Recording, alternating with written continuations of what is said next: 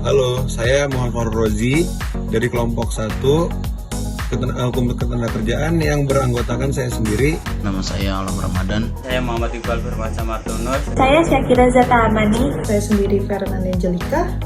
Di video ini kelompok kami ini ingin memaparkan materi tentang perjanjian kerja. Sesuai pasal 1 angka 14 Undang-Undang Nomor 13 Tahun 2003 tentang Perjanjian Kerja. Perjanjian kerja adalah perjanjian antara pekerja atau buruh dengan pengusaha atau pemberi kerja yang memuat syarat-syarat kerja, hak dan kewajiban para pihak. Selain itu, hubungan kerja juga diatur dalam pasal 1 angka 15 Undang-Undang Nomor 13 Tahun 2003 tentang hubungan kerja adalah hubungan antara pengusaha dengan pekerja atau buruh berdasarkan perjanjian kerja yang mempunyai unsur pekerjaan, upah, dan perintah. Dalam KUH Perdata, perjanjian kerja juga diatur dalam pasal 1601 BW tentang perjanjian untuk melakukan pekerjaan. Pertama, ada perjanjian untuk melakukan sementara jasa atau perjanjian pemberian kuasa, diatur dalam pasal 1792 BW. 2. Perjanjian pemborongan diatur dalam pasal 1604 dan 1601B, yang dimana juga diatur dalam pasal 64 Undang-Undang Nomor 13 Tahun 2003. Ketiga, perjanjian kerja pasal 1601A BW yang diatur juga dalam pasal 1 angka 14 Undang-Undang Nomor 13 Tahun 2003. Dalam pasal 51 Undang-Undang Nomor 13 Tahun 2004 berisi tentang bentuk perjanjian, yaitu 1. Lisan dan tertulis. 2.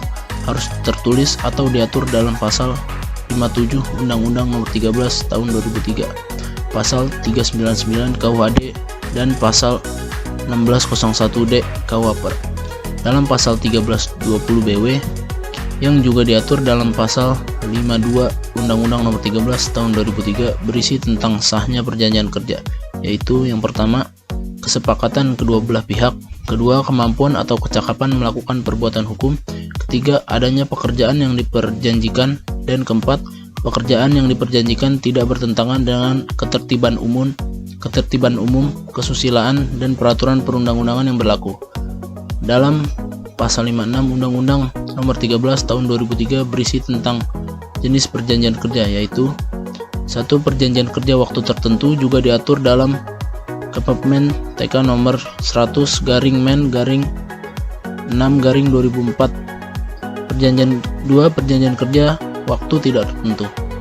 Kualifikasi perjanjian untuk PKWT. Yang pertama, PKWT didasarkan atas jangka waktu atau selesainya sesuatu pekerjaan tertentu. Kedua, PKWT hanya dapat dibuat untuk perjanjian tertentu yang menurut jenis dan sifat atau kegiatannya akan selesai dalam waktu tertentu, yaitu A. Yang sekali selesai atau yang sementara sifatnya. B. Yang diperkirakan penyelesaiannya dalam waktu yang tidak terlalu lama dan paling lama 3 tahun. C. Yang bersifat musiman. D. Yang berhubungan dengan produk baru, kegiatan baru, atau produk tambahan yang masih dalam percobaan. Ketiga, PKWT tidak dapat diadakan untuk pekerjaan yang bersifat tetap. Keempat, syarat pekerjaan dalam PKWT tidak boleh lebih rendah dari ketentuan perundang-undangan yang berlaku. Jenis pekerjaan dalam PKWT. 1. Pekerjaan yang sekali selesai atau yang sementara sifatnya. PKWT dibuat paling lama 3 tahun. PKWT putus demi hukum apabila pekerjaan telah selesai dari jangka waktu yang diperkirakan. Dalam PKWT harus dicantumkan batasan suatu pekerjaan dinyatakan selesai.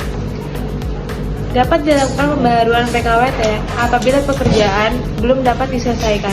Pembaharuan PKWT dapat dilakukan setelah melewati masa tenggang 30 hari atau selama masa tenggang tersebut tidak ada hubungan kerja. 2. Pekerjaan yang diperkirakan penyelesaiannya tidak terlalu lama atau paling lama 3 tahun. 3. Pekerjaan yang bersifat umum.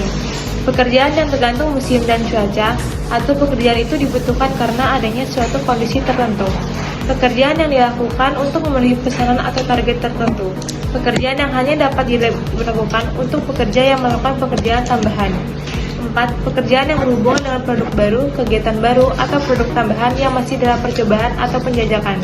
Pekerjaan yang hanya dapat dilakukan untuk jangka waktu paling lama 2 tahun dan dapat diperpanjang untuk 1 kali paling lama 1 tahun, serta tidak dapat dilakukan pembaharuan. Diberlakukan untuk pekerjaan di luar kegiatan atau di luar pekerjaan yang biasa dilakukan perusahaan. Ketentuan minimum yang harus dicantumkan dalam PKWT. Yang pertama, dibuat secara tertulis, yaitu harus menggunakan bahasa Indonesia dan huruf Latin.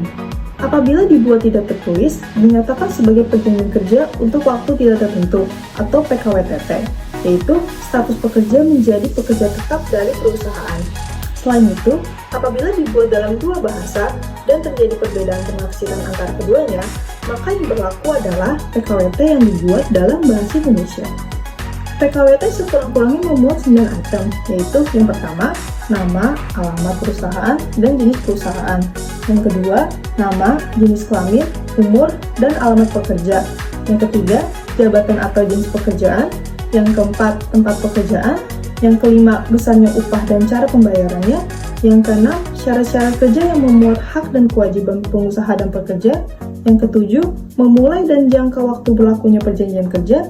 Yang kedelapan, tempat dan tinggal perjanjian kerja dibuat. Dan yang terakhir, tanda tangan para pihak dalam perjanjian kerja. PKWT tidak dapat mensyaratkan adanya masa percobaan kerja. Jangka waktu PKWT yaitu paling lama 2 tahun dan dapat diperpanjang 1 kali paling lama 1 tahun. Dilakukan paling lama 7 hari sebelum PKWT berakhir dengan pemberitahuan tertulis. Hal tersebut dapat dilakukan pembaharuan 1 kali paling lama 2 tahun. Diadakan setelah melebihi masa tenggang waktu 30 hari. Pihak yang mengakhiri hubungan kerja sebelum berakhirnya jangka waktu PKWT diwajibkan membayar ganti rugi kepada pihak lainnya sebesar upah pekerja sampai batas waktu berakhirnya jangka waktu PKWT. PKWT diwajibkan dicatat oleh pengusaha kepada instansi yang bertanggung jawab di bidang ketenagakerjaan kabupaten atau kota setempat selambat-lambatnya 7 hari sejak penandatanganan. Sekian materi dari kelompok kami tentang perjanjian kerja. Terima kasih.